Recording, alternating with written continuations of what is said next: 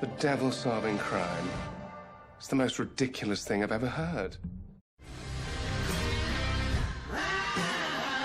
What is up, ladies and gentlemen, and welcome back to the latest channel. Today we are returning with another TV review to talk about Season 5 of the highly anticipated Lucifer. With new threats, old relationships and more murders, there is a hell of a lot to dive into.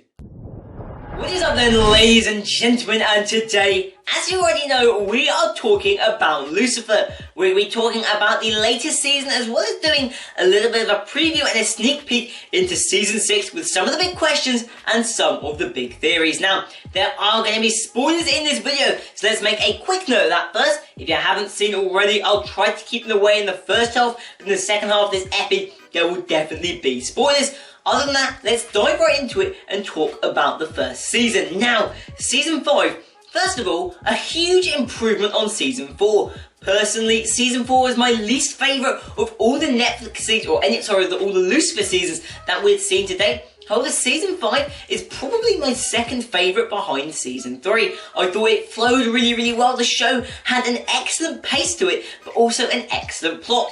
And plot is where we will start. We see the arrival of Michael, Lucifer's twin brother. However, he doesn't exactly have the kindest of intentions, trying to steal his brother's life from him completely, whilst he is hidden away in hell.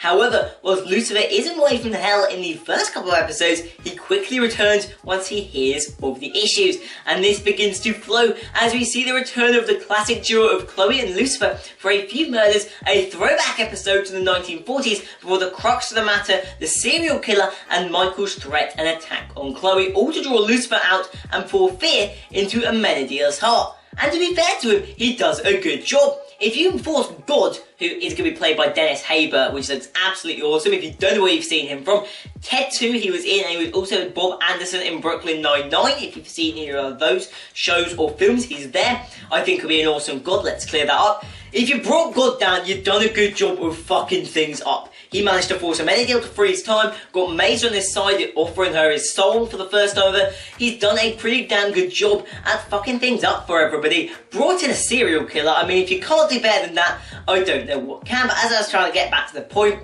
I thought the plot was excellent, it flowed really well, the pace was brilliant. I think there was only one stage where I thought the pacing was a little bit off in episode 7, but other than that, I absolutely loved it. What about the characters? As we know, Lucifer has an excellent cast. Now, some characters I thought were excellent, a couple I was slightly more disappointed with. Not because of the fact that they were bad characters, but because of the fact that I would have liked them to have more screen time than maybe they actually did. Let's start off with the positives though. Amenadiel and Maze. I think arguably both of them had their best seasons. Both of them were at the heart of a lot of the issues, particularly Maze, as you see her search for the soul and talking and meeting her mother before her death in her later episodes of the season. I thought that was brilliant to see. And also Amenadiel, Charlie is starting to grow up and his life as a parent and changing and seeing how he has adapted as a person through the series has an arguably the biggest story arc of any character. However, some people didn't have quite such a good time. Personally, I love Dan's character and I thought whilst he was really cool, and I think the way he found out that Lucifer was the devil was awesome, and the way also Lucifer, how he tamed Charlie is just the funniest thing ever, let's clear that up. But I think he was cut short at times and I'd like to see more of Detective Douche in 5B. And the same goes for Ella. We saw very little of her up until episode 6 where she starts to come in due to a slightly serial killery boyfriend, which isn't exactly brilliant boyfriend material when we boil it down. So I'd love to see more of those two in the final series, and rumours are we will. Ella is a fascinating character with her faith in God, but being the only man of the core characters not to know what's going on puts her in a fascinating dynamic compared to the rest of the cast and characters. And I think it does a brilliant job. I think it does a brilliant job of slowly introducing each character one by one. This year we saw Dan, and I wonder whether we will see Ella finally find out next episode, or next season, sorry. And then we have the action. My favourite season of action in all of them that we've seen to date. I thought they did a great job with it. Brilliant fight scenes, especially in the final episode. A 10 out of 10 fight right there. Couldn't have done any better if they tried. Also, we had the amazing Amenadiel fight, the Lucifer Michael fight earlier in the season. A lot of good action throughout.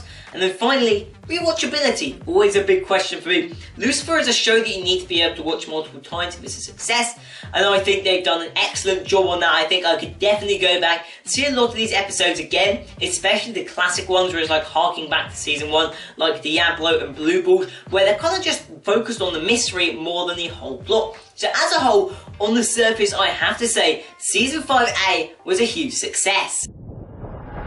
Theories. They are the big questions going into the latest season though. Season 6 is hopefully coming sooner than we think.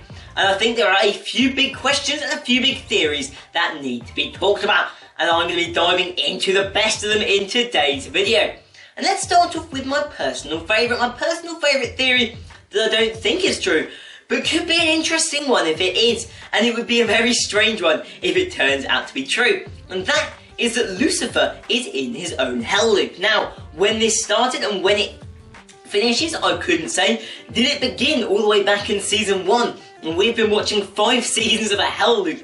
How crazy that would be, I have no idea. And it would be very mind-boggling to work out, but a cool concept nonetheless. But how will it work? Is it saying that Lucifer is rewatching his relationship with Chloe and that he made a mistake? And could that mistake be linked to the fact that he never told her he loved her? That was a resounding issue in the final 2 episodes, and something that Michael preyed on Chloe's head when he was putting fears in her mind. And could that be what this whole show has been about? Maybe not what they realised at the start, but what the producers have been playing with in these latest and final 2 seasons. That Lucifer is looking back from hell at his regrets, at his mistakes, and could that in turn mean that Lucifer will die in this final season, but this time for real, and never come back? We've seen lots of times with the Pentecostal, he travelled down to hell to stop Dronos and the others coming back. There's been multiple occasions, but could he die for real this time? This will be a hell loop and his own regret, and he is struggling with it. And if he's in a hell loop, is somebody else in charge of hell? Could it be Michael? Could it be Lilith? Could it be Amenadiel? There's a lot of candidates up for options to who could get down there. It could also be Chloe. She has potential as Celestial, and for that reason, she really could be the person that rules hell after Lucifer. Could she make a sacrifice, instead heading to hell herself, instead of it being Lucifer? Or could it be somebody else? And that begs another question, who's dying? Season 6 is known to be the final season, and that means that producers can take more risks when killing off characters. Now, we haven't seen a whole lot of death in terms of the core characters. Yes, we lost Tom Welling or Kane, but he kind of wanted to die. And yes, we lost Tricia Helfer, so we've lost a couple of people, but as a whole, many have stayed around. Could we see Ella die? I mean, she's been dating a serial killer. That's not a prime star. Some have been saying that he said to her that she has some darkness in her. Could that, combined with the fact that if she finds out Lucifer truly is the devil, completely break her?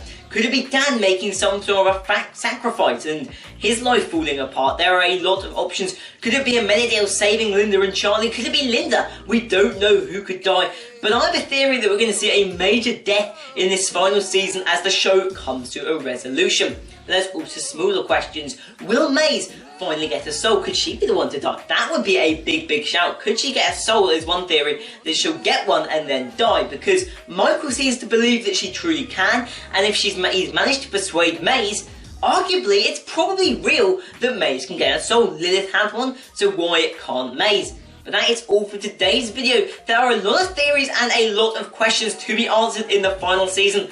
Hopefully it comes out sooner rather than later. From what I understand, it'll likely be early 2021, although maybe it'll be a little later, maybe this spring. To finish off today's episode, let's do some scoring. First up, the cast for me is an 8.5 out of 10. Then the plot is going to be a 9 out of 10. I absolutely loved it in comparison to Season 4. Rewatchability, it has to be an 8 out of 10. And the action, a 9.5 out of 10. I love the action this year. So many great fight scenes. So overall, 35 out of a possible 40 points, and my best score yet in a TV review. Now, if you have enjoyed this video, do go and leave a like. Be sure to go and sub to the channel. And other than that, I'll see you next time. Comment down below what to review next. And until then, peace!